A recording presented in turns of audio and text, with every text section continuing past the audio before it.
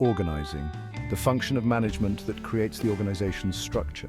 Organization design, when managers develop or change the organization's structure. Work specialization, dividing work activities into separate job tasks, also called division of labor. Types of departmentalization, functional, product, customer. Groups employees based on work performed, for example, engineering, accounting, information systems, human resources. Groups employees based on major product areas in the corporation, for example, women's footwear, men's footwear, and apparel and accessories.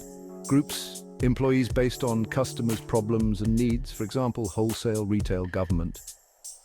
Geographic groups employees based on location served, for example, north, south, midwest, east. Process groups employees based on the basis of work or customer flow, for example, testing, payment. How jobs are grouped together is called departmentalization. One of the most popular ways to group activities is by functions performed or functional departmentalization. Product departmentalization focuses attention on major product areas in the corporation. Each product is under the authority of a senior manager who is a specialist in and is responsible for everything having to do with his or her product line. One company that uses product departmentalization is Nike. Its structure is based on its varied product lines, which include athletic and dress, casual footwear, sports apparel and accessories, and performance equipment. If an organization's activities were service-related rather than product-related, each service would be autonomously grouped. The advantage of product grouping is that it increases accountability for product performance because all activities related to a specific product are under the direction of a single manager. Customer departmentalization is that customers in each department have a common set of problems and needs that can best be met by specialists. The final form of departmentalization is called process departmentalization, which groups activities on the basis of work or customer flow, like that found in many states' motor vehicle offices. If you've ever been to a state motor vehicle office to get a driver's license, you've probably experienced process departmentalization. Authority refers to the rights inherent in a managerial position to give orders and expect the orders to be obeyed. Authority was a major concept discussed by the early management writers as they viewed it as the glue that held an organization together. Departmentalization is how jobs are grouped together. Functional departmentalization involves grouping activities by functions performed. Product departmentalization involves grouping activities by major product areas. Customer departmentalization involves grouping activities by customer. Geographic departmentalization involves grouping activities on the basis of geography or territory. Process departmentalization involves grouping activities on the basis of work or customer flow. Cross-functional teams are teams made up of individuals from various departments that cross traditional departmental lines. The chain of command is the line of authority extending from upper organizational levels to lower levels, which clarifies who reports to whom.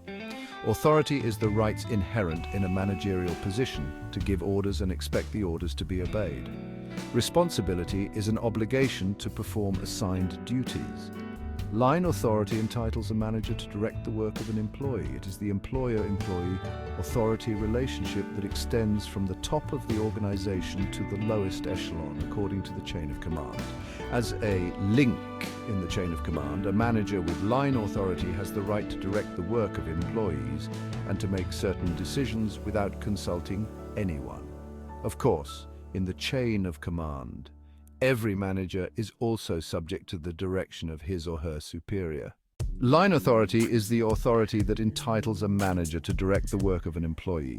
Staff authority refers to positions with some authority that have been created to support, assist, and advise those holding line authority. Unity of command is a structure in which each employee reports to only one manager. Power is an individual's capacity to influence decisions. Authority is part of the larger concept of power.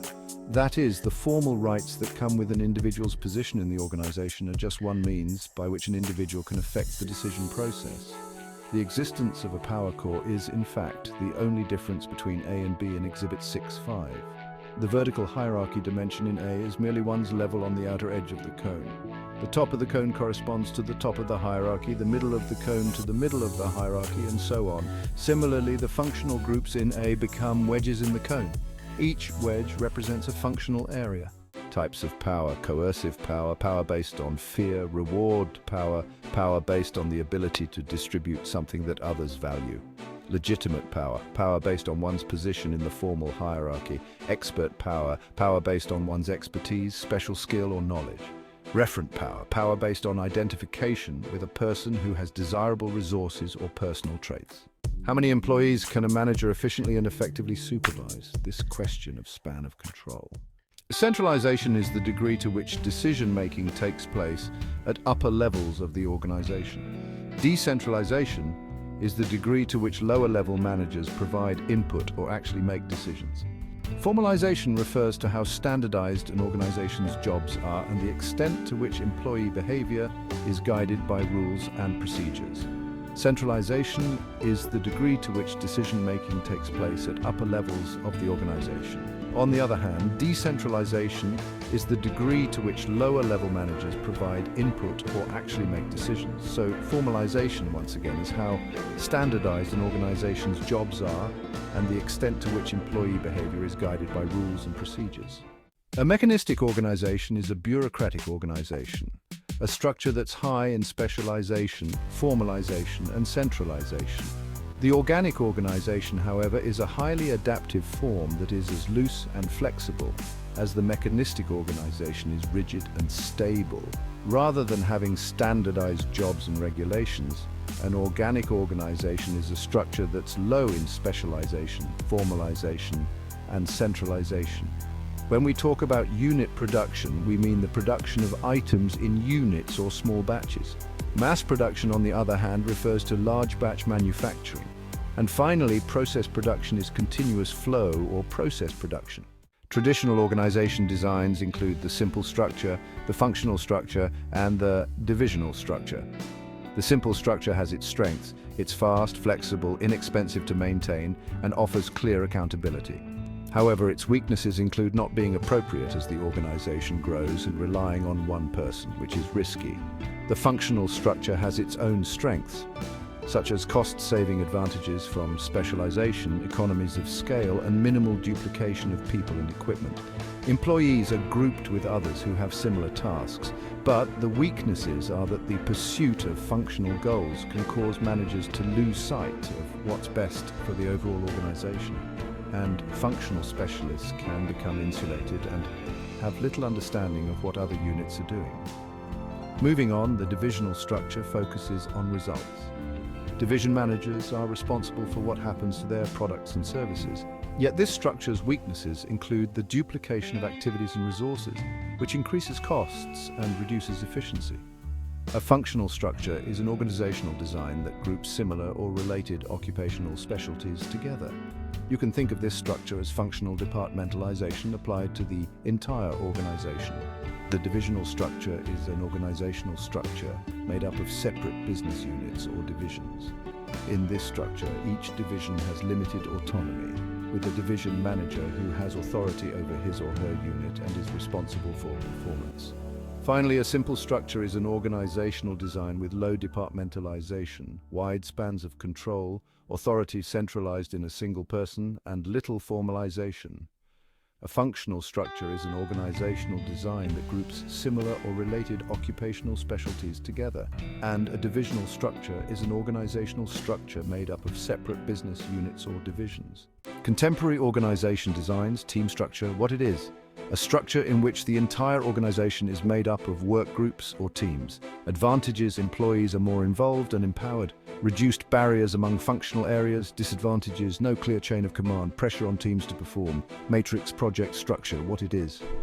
Matrix is a structure that assigns specialists from different functional areas to work on projects, but who return to their areas when the project is completed. Project is a structure in which employees continuously work on projects. As one project is completed, employees move on to the next project. Advantages: fluid and flexible design that can respond to environmental changes, faster decision-making. Disadvantages: complexity of assigning people to projects, task and personality conflicts. Boundaryless structure what it is: a structure that is not defined by or limited to artificial horizontal, vertical or external boundaries. Includes virtual and network types of organizations. Advantages: highly flexible and responsive. utilizes talent wherever it is found. Disadvantages: lack of control and communication difficulties. The matrix structure assigns specialists from different functional departments to work on projects led by a project manager. Team structure: a structure in which the entire organization is made up of work teams. Matrix structure: a structure in which specialists from different functional departments are assigned to work on projects led by a project manager. Project structure: a structure in which employees continuously work on projects. A boundaryless organization is, well, an organization whose design is not defined by or limited to boundaries imposed by a predefined structure. It's quite a fascinating concept, really. A virtual organization is an organization that consists of a small core of full-time employees and outside specialists, temporarily hired as needed to work on projects. On the other hand, a network organization uses its own employees to do some work activities and networks of outside suppliers to provide other needed product components or work processes. A learning organization is an organization that has developed the capacity to continuously learn, adapt, and change. This kind of organization is always evolving, always growing. Telecommuting is a work arrangement in which employees work at home and are linked to the workplace by computer. Then there's the compressed work week, where employees work longer hours per day but fewer days per week. Flex time, also known as flexible work hours, is a work scheduling system in which employees are required to work a specific number of hours per week, but can vary when they work those